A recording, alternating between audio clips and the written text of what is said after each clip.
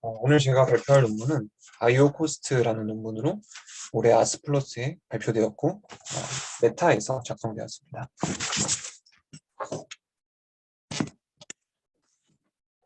먼저 논문의 모티베이션입니다. 다들 아시다시피 리소스 버추얼라이제이션을 위해 컨테이너가 주요 메커니즘으로 사용되고 있습니다. 여러 컨테이너의 자원을 분배하기 위해서는 아이솔레이션이 매우 중요한 개념입니다. 이와 동시에 자원을 효율적으로 활용하기 위해 워크 컨저빙도 달성해야 합니다. 저자들이 메타의 데이터 센터에서 관측한 바로는 BFQ 등 기존의 IO 컨트롤 메커니즘이 컨테이너 환경에서 부족함을 관측했습니다. 다음으로 백그라운드입니다. 현재 리눅스 서버 환경에서는 컨테이너에 리소스 분배를 하기 위해서 C그룹을 사용하고 있습니다. C그룹은 이 아래 그림과 같이 자원마다 하이어라키를 이루고 있고 프로세스들은 자원별로 하나의 C그룹에만 속하게 됩니다. C그룹 컨트롤러는 시스템 리소스를 트리에 따라서 하이어라키컬하게 분배하게 되고 이 분배의 비중을 정하기 위해서 주로 사용되는 컨피규레이션은 C그룹마다 웨이트를 설정을 해서 자원이 그 웨이트에 프로포셔널하게 분배되도록 하는 방식입니다. 논문에 따르면 이와 같은 많은 시스템 리소스들 중에서 CPU의 경우에는 CPU 오큐판시를 비교적 정확하게 측정할 수 있어서 그 리소스 컨트롤을 더 잘하고 있는데 최신의 블럭 디바이스에서는 가비지 컬렉션이나 내부 버퍼링 등 그런 내부 작업으로 인해서 디바이스의 오큐판시가 크게 변화하기 때문에 CPU에서 사용되는 타임 쉐어링 등의 기법으로는 리소스 컨트롤이 어렵다고 합니다. 이러한 환경에서 저자들은 IO 컨트롤을 위해서 중요한 5가지 요소를 이 표와 같이 뽑아 두었습니다. 먼저 로우 오버헤드. 이 IO 컨트롤 메커니즘이 CPU 오버헤드를 적게 쓴다는 뜻이고요. 그리고 워크 컨저빙. 주어진 IO 리소스를 매 순간마다 최대한 활용하고 있다는 뜻이고, 그리고 메모리 매니지먼트어웨어. 이것은 이제 메모리 매니지먼트를 하는 동안 발생하는 스왑 아웃 등의 IO를 IO 스로틀링에 포함시켜서 처리하느냐라는 여부가 되겠고요. 그리고 프로포셔널 페어니스는 내가 처음에 설정했던 웨이트에 프로포셔널하게 이 리소스가 잘 분배되는지의 여부이고, 그리고 C그룹 컨트롤은 이 컨테이너라이즈된 환경에서 각각의 C그룹의 프라이어리티를 다르게 설정할 수 있는지에 대한 여부가 되겠습니다. 그래서 이 5가지 항목에 대해서 기존의 IO 컨트롤 메커니즘과 그리고 저자들이 새로 개발한 2가지 메커니즘을 정리를 해놨습니다. 그래서 전체적인 그림으로 보시면 이렇게 커널에 C그룹이 있고, 그리고 뭐 메모리 매니지먼트에서 발생하는 스왑 IO와 파일 시스템에서 발생하는 파일 시스템 IO, 이런 것들을 이제 모두 BIO로 받아서 이 IO 컨트롤과 스케줄링 메커니즘을 해서 디바이스 드라이버로 보내게 되는데, 논문에서 이제 향상시키고자 했던 부분은 바로 이 부분이 되겠습니다. 그래서 기존의 어떤 스케줄링 기법들에 대해서 간단하게 말씀드리자면, 콰이버 엠큐 데드라인은 리눅스의 IO 스케줄러 기법인데, 얘네들은 C그룹 별의 컨트롤이 불가능하고, BLK 스로틀은 C그룹별로 IO 리밋을 적용을 해서 컨피규레이션대로 정확한 비율을 나타내도록 할 수 있지만, 그게 이제 워크 컨저빙을 항상 보장한다는 뜻은 아니고, 워크 컨저빙을 보장하기 위해서는 이 IO 리밋을 디바이스마다 바꿔주고 또 어플리케이션마다 바꿔줘야 하는데, 이런 수많은 컨피규레이션을 일일이 매니지하는 것은 사실상 불가능에 가깝다는 단점이 있고요. BFQ 같은 경우에는 워크 컨저빙도 지켜주고 프로포셔널한 컨트롤도 지원을 해줍니다. 하지만 그 오버헤드가 매우 크고, 나중에 자세히 말씀드릴 메모리 매니지먼트 IO를 무시하기 때문에 페어니스를 자주 상실하게 됩니다.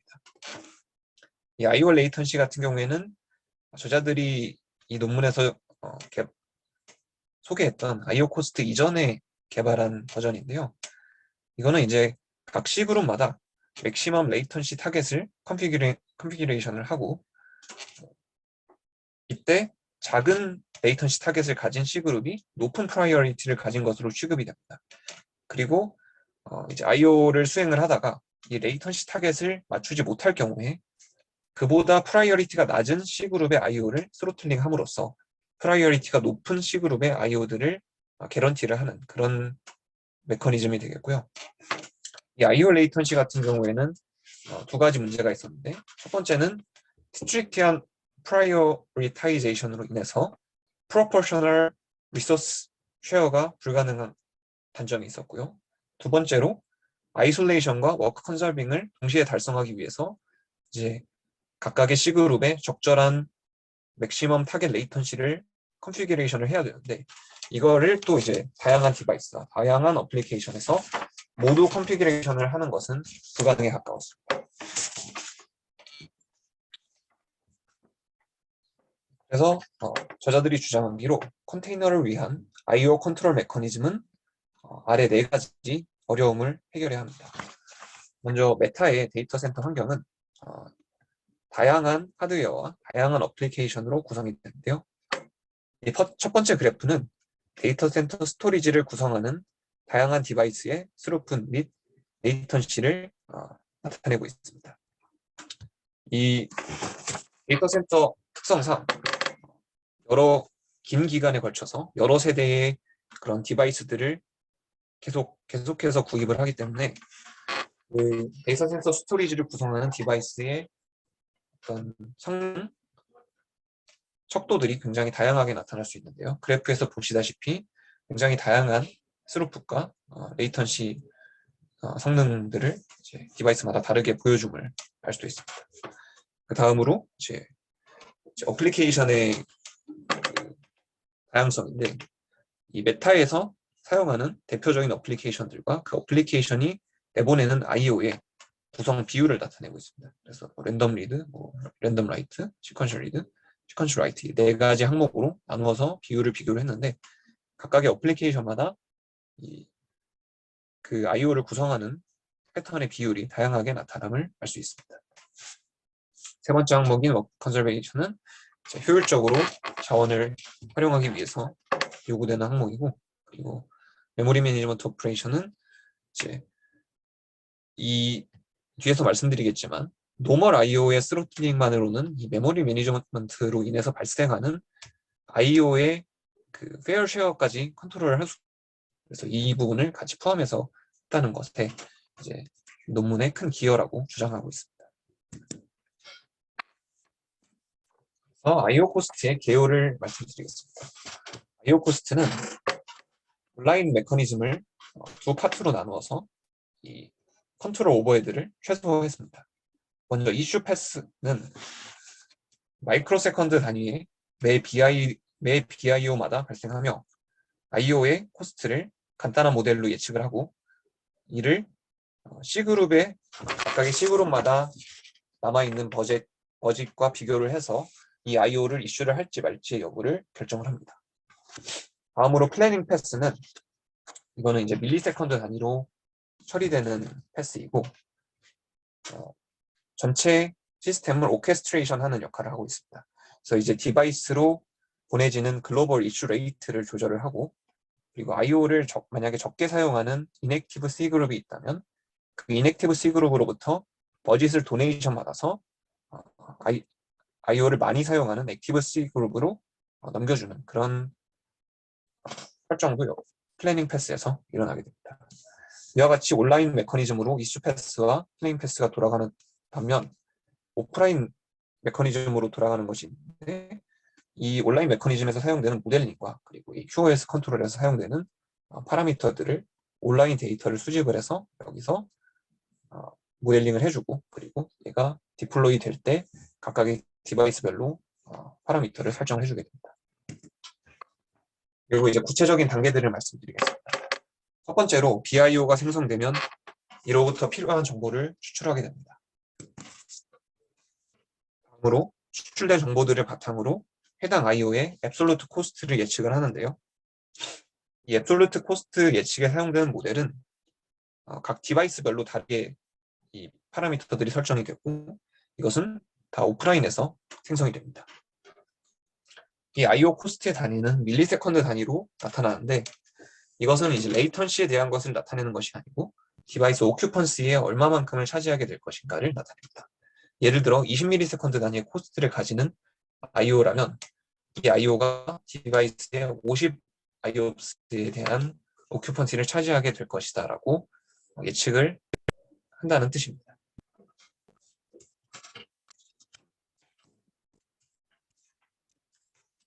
다음 스텝에서는 앞선 스텝에서 계산된 앱솔루트 코스트를 H-weight로 나눠서 렐러티브 코스트를 계산합니다.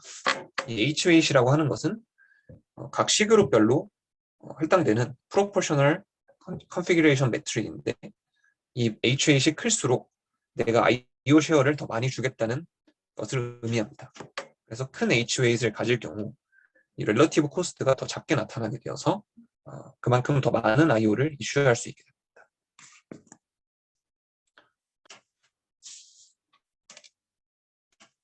그리고 이와 같이 계산된 렐러티브 코스트는 각 C그룹별로 로컬 V타임에 더해지게 되고요. 이 로컬 V타임과 글로벌 V타임이 따로 있는데 이 둘을 비교함으로써 I/O 스로틀 여부를 결정하게 됩니다.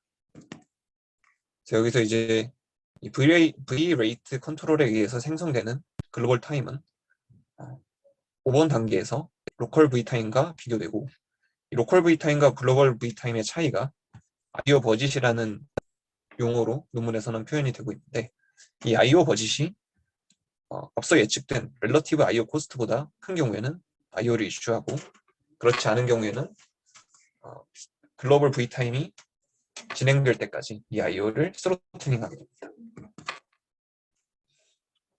여기까지가 이슈 패스에 대해서 말씀드린 것이고 다음으로 플래닝 패스를 말씀드리겠습니다.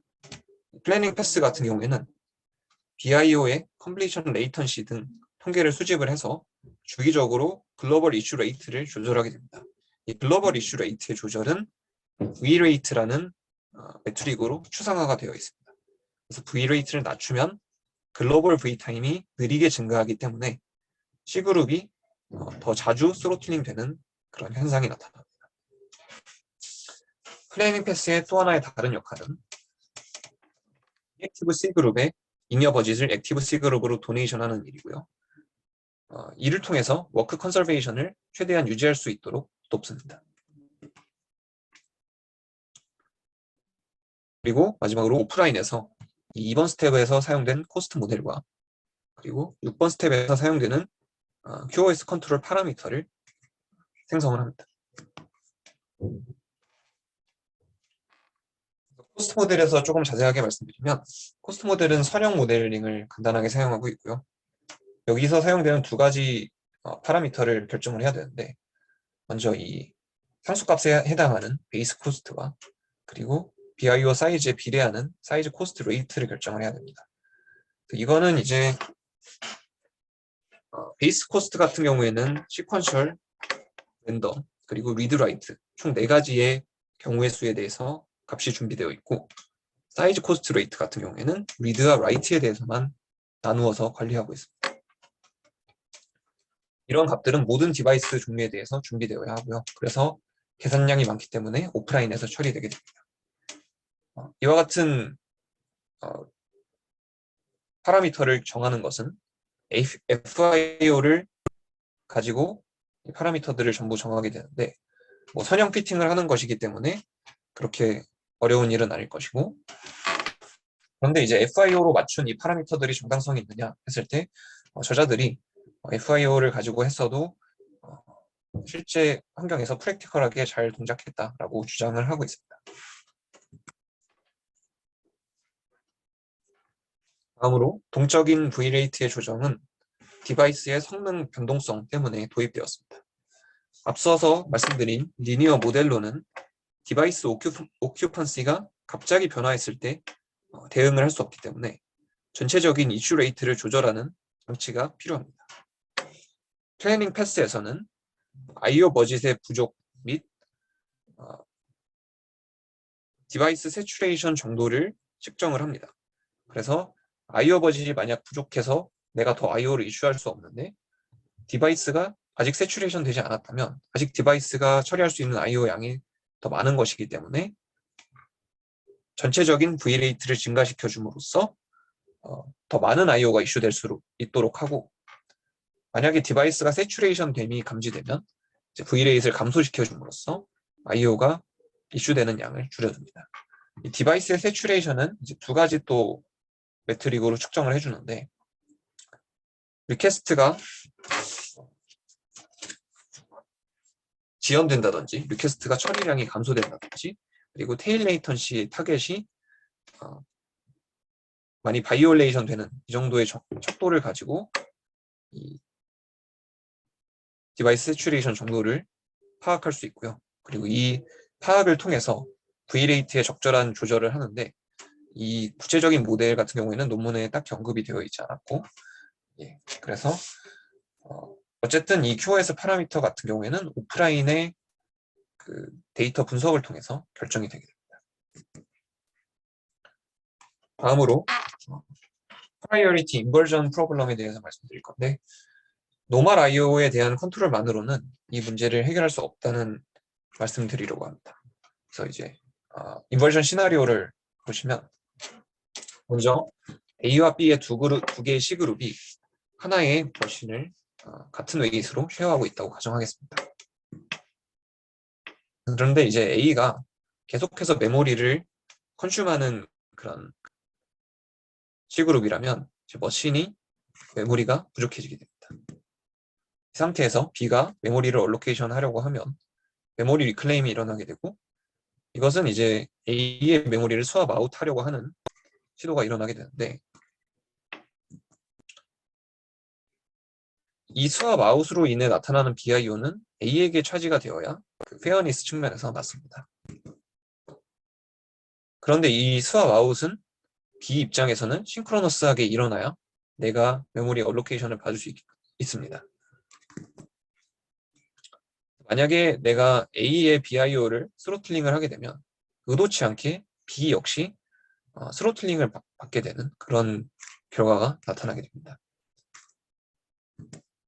이와 같이 같은 웨이트를 가지고 IO를 할당받아야 되는 두 개의 C그룹이 한 C그룹의 메모리 매니지먼트 IO로 인해서 프라이어리티 인버전이 일어날 수 있다는 그런 시나리오를 말씀드렸고요.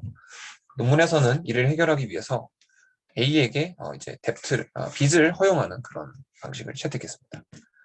그래서 일단 이 스왑 아웃 IO는 그냥 버짓이 없더라도 그냥 처리가 되게 되고 스로틀링 없이 처리가 되는데, 이때 A에게 빚을 계속해서 쌓아갑니다. 그래서 A가 추후에 노멀 BIO를 생성을 하게 되면 그 노멀 BIO를 스로틀하는 방식으로 진행됩니다. 그럼에도 아직 문제가 남아있는데요.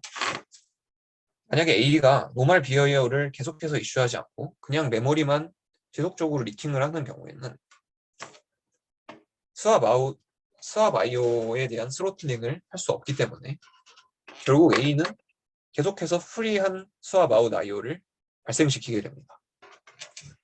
이를 막기 위해서 논문에서는 매번 유저 스페이스로 리턴하기 전에 각 C그룹의 빚을 체크하고 빚이 너무 많이 있으면 해당 스레드를 블럭한다고 합니다.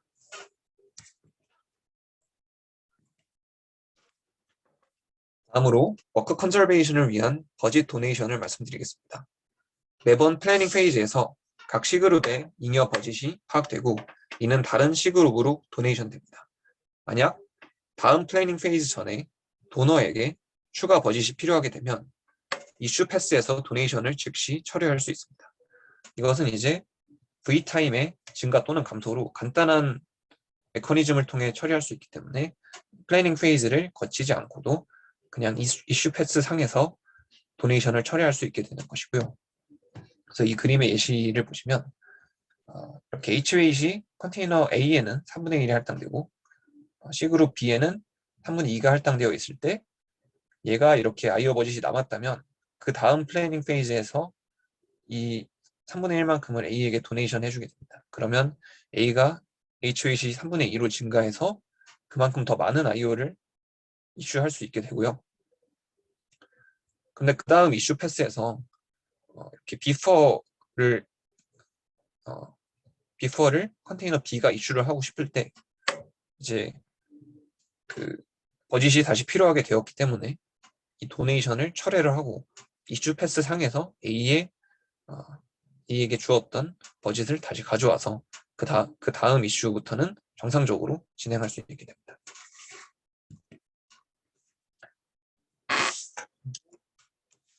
버짓 도네이션 시에 H-웨이트이 더 높은 C그룹에게 더 많은 양의 도네이션을 하도록 설계가 되어 있는데요. 이 철학의 근본은 H-웨이트이 높은 C그룹일수록 더 많은 IO를 사용함이 예측이 되기 때문에 이제 그런 철학을 택하고 있고요. 이를 위해서 이와 같이 하이어라키컬하게 도네이션이 일어나게 되고 그 도네이션의 비율을 맞추기 위한 두 가지 규칙이 사용되고 있습니다. 발표에서는 일단 복잡한 부분을 생략하려고 하고 이 부분에 대해서 디테일을 보고 싶으시면 논문을 참조하시면 좋을 것 같습니다. 다음으로 이밸류에이션입니다. 저자들이 주장하는 IO 코스트의 강점은 크게 네 가지입니다. 먼저 오버헤드가 적다. 그리고 워크 컨설빙을 달성한다. 그리고 수압 IO를 고려한다. 그리고 C그룹 컨피규레이션을 프로포셔널하게 지원한다. 네 가지고요. 네 가지를 잘 지원하는지에 대한 실험들이 나열되어 있습니다. 그리고 이제 이것들과 IO 코스트와 비교할 대상들은 리눅스의 기존 IO 컨트롤 메커니즘, 그리고 저자들이 기존에 개발했던 IO 레이턴시라는 메커니즘입니다. 첫 번째 실험은 이 메커니즘의 오버헤드가 적음을 보이기 위한 것으로, 이 실험에서는 하나의 FIO 워크로드를 통해서 IO 서브시스템을 세츄레이션 시켰습니다. 이 그래프에서는 IO 컨트롤이 적용되지 않은 non 스케줄러에 대해서 노멀라이즈 시킨 IOPS를 나타내고 있고, 먼저 MQ 데드라인과 카이버 같은 경우에는 꽤 적은 오버헤드를 보여주고 있지만 얘네들은 이제 C그룹별의 컨트롤이 불가능하다는 단점이 있습니다. BFQ 같은 경우에는 굉장히 큰 소프트웨어 오버헤드로 인해서 IOPS가 낮게 나타나고 있고요. IO 코스트와 IO 레이턴시는 굉장히 적은 오버헤드를 보여주고 있습니다. 논문에서는 이와 같이 적은 오버헤드를 가질 수 있는 비결로 이슈 패스와 플래닝 패스를 나누어서 어떤 복잡한 계산은 다 플래닝 패스 쪽에 몰아놨기 때문에 이와 같은 적은 오버헤드가 가능하다고 하고 있습니다. 다음 실험은 프로포셔널 페어 컨트롤과 워크 컨저베이션이 동시에 달성되는지에 대한 실험입니다. 이 실험에서는 두 가지의 레이턴시 센서티브 워크로드를 동시에 돌렸는데, 이 각각의 워크로드는 이제 계속해서 4KB 랜덤 리드를 이슈잉을 하고, 한 워크로드는 다른 워크로드에 비해서 높은 프라이어리티로 설정이 되었는데 이 IO의 비율이 2대1로 되도록 컨피규레이션이 설정되었습니다. 그리고 컨피규레이션 컨스트레인트에서 P50 레이턴시가 또 200 마이크로세컨드를 넘지 않도록 설정이 되었습니다. 그리고 BLK 스로틀 같은 경우에는 항상 이제 IO가 2대1로 나타나도록 얘네들을 제한해서 컨피규레이션 하기 때문에 이와 같이 2대1 비율이 적절하게 나타나고 있고요. BFQ 같은 경우에는 프로포셔널 컨피규레이션을 지원을 함에도 10대1에 가까운 의도치 않은 그런 IO 점유 비율이 나타나게 되는데, 논문에서는 이 원인으로 이 로우 프라이어리티를 가지는 워크로드가 레이턴시에서 계속 손해를 보게 되는데, 이 레이턴시 손해를 보게 되면 하이 프라이어리티에 대한 스로틀링을 하는 것이 아니고 로우 프라이어리티 워크로드를 스로틀링을 하기 때문에 결국 이 스로틀링 때문에 로우 프라이어리티 워크로드의 IO 비율이 이렇게 낮게 나타난다고 합니다. IO 레이턴시 같은 경우에는 IO 비율을 맞출 수 있는 컨피규레이션이었고 각각의 C그룹에 대한 레이턴시 타겟으로 조절을 해야 되는데 이 레이턴시 타겟을 통해서 최대한 2대1에 가깝게 맞춰본 것이 이 결과이고, 그래서 그럼에도 이제 두 프라이어리티 C그룹의 이 IO 차이가 큰 비율로 나타나고 있습니다. 반면 IO 코스트에서는 원하는 2대1 비율에 가장 가깝게 정확하게 달성하고 있습니다. 다음으로 하이 프라이어리티 워크로드를 앞선 실험과 같은 컨피규레이션을 가져가되 하이 프라이어리티 워크로드를 주기적인 리드 태스크로 교체를 해서 다시 실험을 했습니다. 이 주기적인 리드 태스크 같은 경우에는 4KB 랜덤 리드를 이슈를 하는데 이거를 언제 이슈하냐면 이전에 보냈던 4KB 랜덤 리드가 컴플리션이 되고 그리고 100 마이크로 세컨드가 지나면 그 다음 4KB 랜덤 리드를 이슈하는 그런 방식이 되겠습니다. 그래서 BLK 스로틀 같은 경우에는 이제 레이턴시 요구 조건을 잘 맞추고 있지만 워크 컨저빙이 아니라서 이 IOPS가 전체적으로 적게 나타나게 되고요. 그리고 그래서 이제 하이 프라이어리티 지금 잡이 그렇게 IOPS가 크게 요구되지 않는 상황임에도 로우 프라이어리티 잡이 IOPS를 활용하지 못하고 있습니다. BFQ 같은 경우에는 워크 컨저빙을 잘 달성을 했지만 레이턴시 컨트롤에 실패했다고 합니다. 이 그래프에서는 나타나지 않지만 하이 프라이어리티 워크로드의 평균 레이턴시가 250 마이크로 세컨드까지 나타나고요. 100 마이크로 세컨드마다 이슈되는 그런 이상적인 레이턴시에 비해서 굉장히 큰 값을 보여주고 있습니다. 심지어 표준 편차는 1ms까지 크게 나타났다고 합니다. 그래서 이 앞선 실험과 뒤의 실험을 종합해서 IO 코스트만이 유일하게 프라이어리티 컨트롤과 워크 컨저베이션을 달성하고 있다, 동시에 달성하고 있다고 합니다. 다음으로 QoS에 따라서 V레이트 조정하는 것이 적절하게 동작하는지를 나타내는 실험입니다. 이 실험에서는 먼저 처음 10여 분간 디바이스를 4KB 랜덤 리즈로 세츄레이션을 시켰고요. 그 이후에 이 디바이스의 모델링이 잘못됐음을 이미테이션을 하기 위해서 모델 파라미터를 온라인으로 업데이트를 했습니다. 그래서 이 첫 번째 빨간 선에서는 내가 디바이스의 오큐판시를 절반으로 작게 예측을 했다라고 가정을 한 상황이고요. 그래서 실제로 디바이스가 처리할 수 있는 양이 더 많은데 모델링이 잘못되어서 더 자주 스로틀링에 걸리게 되는 상황을 이미테이션 했고, 두 번째 빨간 선에서는 그 반대로 디바이스의 오큐펀시를 원래 실제보다 2배 더 많게 모델링하는 그런 인애큐러시를 가정을 했습니다. 그래서 이 위에 까만색 그래프가 IOPS를 나타내고 아래에 파란색 그래프가 V레이트를 나타냅니다. 첫 번째로 온라인 업데이트가 일어나자마자 이 IOPS가 급격하게 떨어지는데 이는 모델링의 잘못됨으로 인해서 불필요한 IO 스로틀링이 걸리기 때문인데요.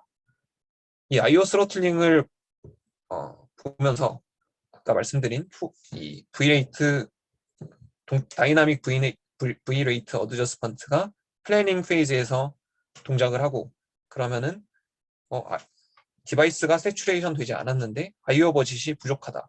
그래서 V레이트를 점차 증가시키게 됩니다.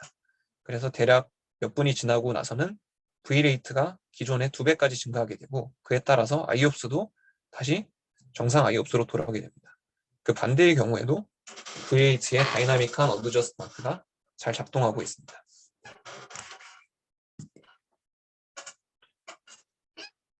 다음 실험은 메모리 매니지먼트 IO를 어웨어니스 하는 것이 얼마나 중요한지에 대한 것을 나타내고 있습니다. 이 실험에서는 레이턴시 센시티브한 워크로드를 메모리 리킹하는 워크로드랑 동시에 수행했습니다. 그리고 이 그래프에 나타난 것은 레이턴시 센시티브한 워크로드의 성능이 되겠습니다. 만약에 아이디얼한 스케줄러가 있다면 이 메모리 리킹하는 워크로드의 메모리 매니지먼트 IO와 상관없이 항상 동일한 비율의 아이솔레이션을 보장을 해줘야 할 것입니다. 그래서 그 아이디얼한 스케줄러의 스루풋을 1로 설정을 해서 노멀라이즈를 했고요. 먼저 M2 데드라인 같은 경우에는 이 C그룹별 아이솔레이션을 제공하지 않기 때문에 그 아이디얼한 스케줄러에 비해서 굉장히 낮은 그런 스루풋을 보여주고 있습니다. BFQ 같은 경우에는 메모리 매니지먼트 IO에 관한 스로틀링 비율은 전혀 생각하지 않기 때문에, 그렇기 때문에 이제 메모리 리킹을 하는 워크로드에 비해서 메모리 리킹을 하지 않는 레이턴시 센서티브 워크로드가 큰 손해를 보고 있게 되고요. 반면 IO 레이턴시와 IO 코스트는 상당히 높은 그런 아이솔레이션 정도를 보여주고 있는데, 특히 IO 코스트는 이 아이디얼 스케줄러에 비해서 80% 정도보다 높은 그런 트루풋을 보여주고 있습니다. 그리고 마지막으로 메타의 실사용 환경에 대한 그런 성능 평가입니다.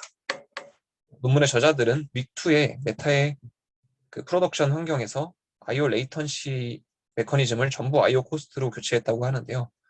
이 교체가 일어나고 나서 메타에서 주로 사용하는 두 가지 메이저 오퍼레이션의 페일리어 레이트가 급격하게 줄어들어갔다고 합니다. 이 페일리어 레이트 같은 경우에는 IO 컨트롤의 그 스타베이션이 발생하면 페일리어가 되게 되는데, 그런 스타베이션이 크게 줄어들었음을 보실 수가 있습니다. 그래서 마지막으로 요약하겠습니다. 컨테이너 환경에서 IO 컨트롤을 하기 위해서는 여러 가지의 챌린지들이 있습니다. 예를 들어 메타의 경우 하드웨어의 다양성, 그리고 어플리케이션의 다양성 환경을 적용해야 하고, 그리고 워크 컨설베이션과 프로포셔널한 아이솔레이션을 동시에 달성해야 하는 또 어려움도 있습니다. 그와 동시에 노멀 IO 스로틀링으로 해결되지 않는 메모리 매니지먼트 오퍼레이션도 고려를 해야 하고, 이와 같은 챌린지 속에서 이그지스팅 솔루션들은 충분하지 않다는 결론을 내리게 되었고요. IO 스케줄러, 전통적인 IO 스케줄러는 이제 C그룹 아이솔레이션을 지원하지 않고, BFQ 같은 경우에는 오버헤드가 크고, 그리고 이 메모리 매니지먼트 오퍼레이션에 고려를 하지 않기 때문에 아이솔레이션의 개런티가 떨어지게 됩니다. 그리고 첫 번째로 저자들이 개발한 IO 레이턴시 같은 경우에 이제 맥시멀 레이턴시 타겟을 가지고 각각의 C그룹에 대한 IO 쉐어를 컨피규레이션 하려고 했는데, 그것은 여러 가지 문제가 있었고요. 스트릭트한 프라이어리타이제이션으로 인해서 프로포셔널한 조절이 불가능했고, 컨피규레이션을 매 상황마다 바꿔주기가 어려웠습니다. 하지만 IO 코스트는 메타의 프로덕션 서버에서 현재 도입된 지 2년이 되었다고 하는데 성공적으로 실행되고 있다고 합니다. 이상으로 발표 마치겠습니다. 들어주셔서 감사합니다.